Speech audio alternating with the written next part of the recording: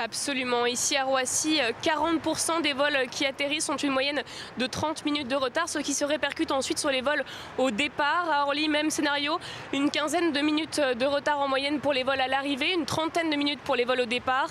À noter également quelques annulations pour les vols à destination de l'Algérie, de Londres ou même de Toulouse. Alors pour les passagers qui voudraient rejoindre ces destinations, il faut parfois improviser.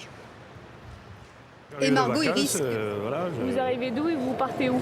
Des Caraïbes et on rentre à Toulouse.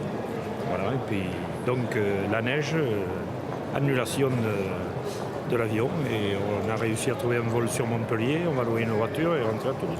C'est un peu le plan B. Ben, ma foi, on fait avec, hein, voilà, la météo. et Margot, il y a aussi des perturbations attendues à cause, cette fois-ci, de la grève.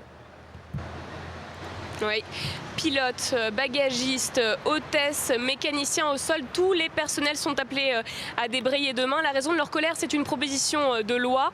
Le texte a été voté à l'Assemblée. Il doit être examiné au Sénat dans une dizaine de jours.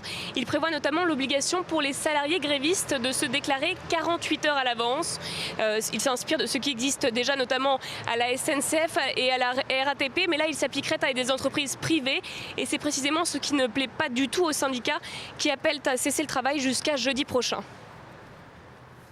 Et on vous rappelle que le trafic de l'aéroport de Toulouse-Blagnac, le 4e aéroport de France, a dû être interrompu dès ce matin.